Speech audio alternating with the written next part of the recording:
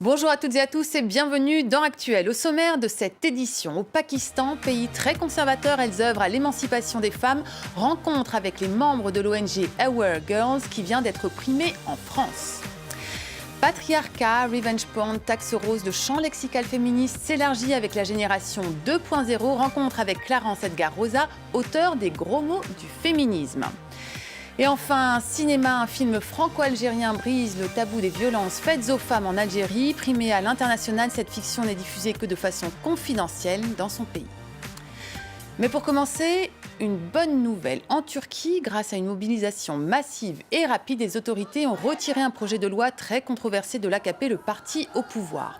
Ce texte aurait permis à l'auteur d'une agression sexuelle sur mineur d'échapper à toute condamnation s'il épousait sa victime. Ce projet avait provoqué l'indignation nationale et à l'étranger. Partons à présent au Pakistan à la rencontre de militants des droits des femmes. Depuis 14 ans, les membres de l'ONG Aware Girls font bouger les mentalités dans ce pays très conservateur, dans les secteurs de l'éducation, de la micro-entreprise ou encore de la santé. Leur travail est récompensé cette année par le prix de la Fondation Chirac. Reportage de nos correspondants. 16 ans pour Goulayla Ismail, c'était l'âge de l'engagement.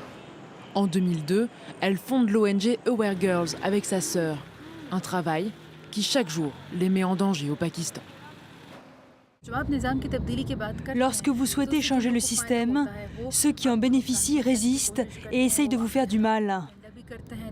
Ils font de la propagande contre vous et tentent par tous les moyens de vous intimider. À Peshawar, la grande ville du nord du Pakistan, ces activistes militent pour changer les mentalités. Cette discussion vise à parler des jeunes et des changements avec lesquels ils doivent composer en grandissant. Nous parlons aussi des rapports qu'entretiennent les hommes et les femmes. Avec les femmes, mais aussi avec les hommes. Jahangir a grandi dans une région très conservatrice du nord du Pakistan. Ces séances ont bouleversé son point de vue. D'abord, j'ai essayé de convaincre ma famille. Mon frère est ici avec moi aujourd'hui. Il est lui aussi un militant de la paix. Les mentalités évoluent peu à peu. Mon frère était très conservateur avant. Goulayla nous emmène à la rencontre d'un groupe de travailleuses domestiques. Elle informe ces femmes sur leurs droits et leur apprend à les faire respecter. Avant ces formations, nous n'avions pas de journée de congé. Nous avons parlé avec nos employeurs et les avons convaincus de nous octroyer un congé le dimanche, en plus d'une augmentation salariale. Accès à l'éducation, micro-entrepreneuriat, mais aussi prévention contre le sida. Aware Girls a déjà permis à des milliers de femmes de s'émanciper au Pakistan. Féminicide, revenge porn, taxe rose avec la génération 2.0, le champ lexical féministe s'élargit et s'anglicise aussi. Clarence Edgar Rosa, bonjour. Bonjour. Merci beaucoup d'être avec nous. Vous êtes l'auteur des gros mots abécédaires joyeusement modernes du féminisme des éditions Hugo Doc. Alors, on découvre dans ce dictionnaire plein de nouvelles expressions qui montrent que le féminisme se renouvelle, que ses idées, le langage sont défendus par une nouvelle génération. Et pourtant, le mot en tant que tel, féminisme, fait encore peur, y compris à la génération Y. Pourquoi ? C'est un mot qui est très chargé politiquement et puis qui est aussi très chargé d'un imaginaire assez violent qui a commencé à être instauré dès le moment où le mot féminisme a été forgé. Donc, pour essayer de discréditer les féministes, il a été question de faire croire que c'était d'affreuses bonnes femmes qui détestaient la moitié de l'humanité, ce qui est bien entendu faux. Et en fait, même si les arguments ont très peu changé en des dizaines et des dizaines d'années, c'est un message qui a très bien infusé dans l'imaginaire collectif et qui fonctionne toujours. Aujourd'hui encore, plein d'hommes et de femmes de toutes les générations continuent à penser qu'une féministe, c'est ça.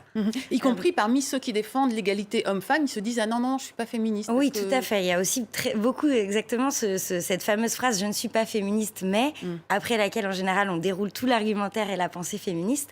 Parce que oui, c'est une étiquette qui peut sembler encore lourde à porter pour plein de monde, alors qu'en fait, c'est un mot qui recouvre quelque chose de très simple et qui ne devrait pas faire peur. Très simple, qui est qu'on est pour l'égalité homme-femme? Exactement, qu'on identifie voilà, le fait qu'il y a des inégalités qui perdurent aujourd'hui, qui sont importantes, qui voilà, ont un impact fort sur nos trajectoires à toutes et à tous, et évidemment considérer que c'est un problème et qu'il faut corriger. Absolument. Alors, dans ce dictionnaire, on trouve des mots classiques du champ lexical féminisme, le patriarcat, le sexisme, la parité. Vous faites le point sur le courant du féminisme, vous expliquez tous ces termes, mais il y a beaucoup aussi de nouvelles expressions.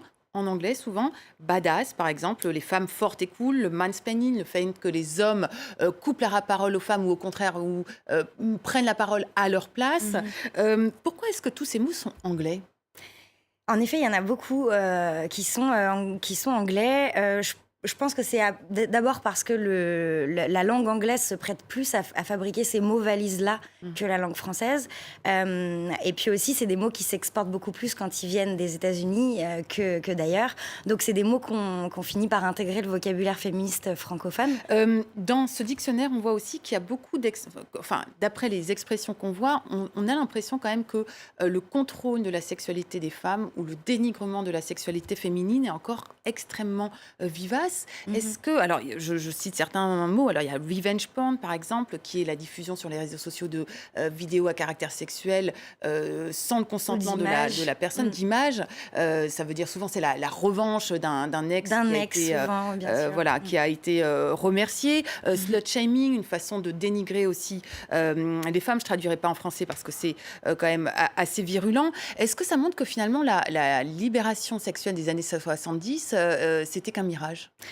Je crois qu'il ne faut pas le voir en fait comme une révolution qui s'est passée à un moment donné et qui a été rapide, pendant laquelle on est passé d'une société extrêmement cuissérée à une société très émancipée sexuellement. Je crois que c'est plutôt quelque chose d'extrêmement progressif, très lent.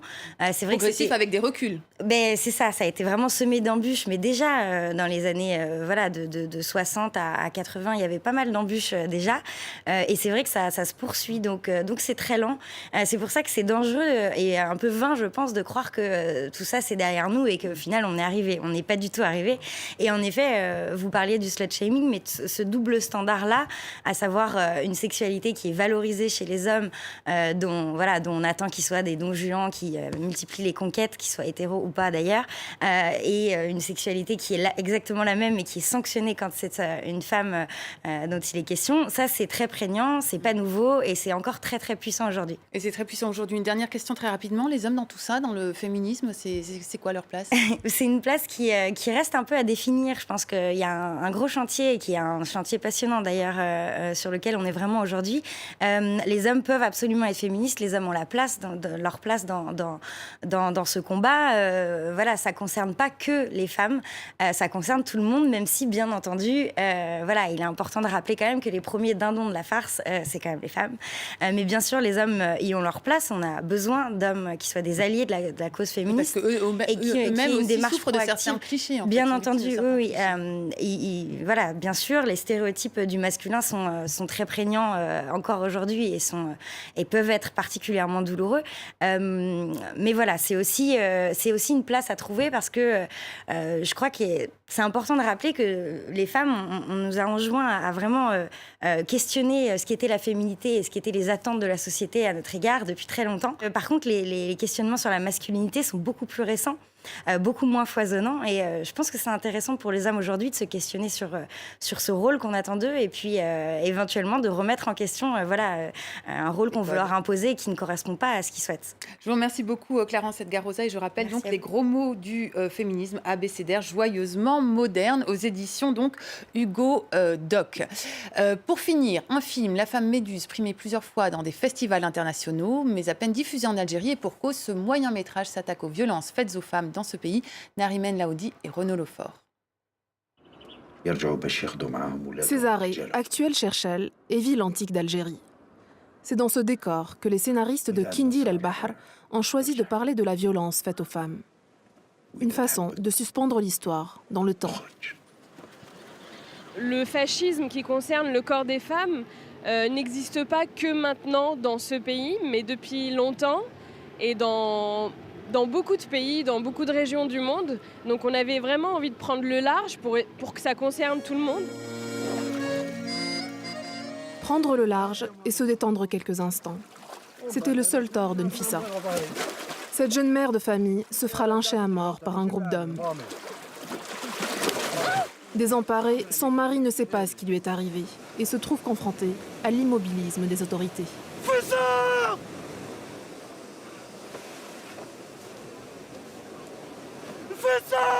Le film aurait pu s'arrêter là, mais Damien Onouri a choisi d'aller plus loin, redonner vie à la victime sous une autre forme et lui permettre d'accomplir sa vengeance.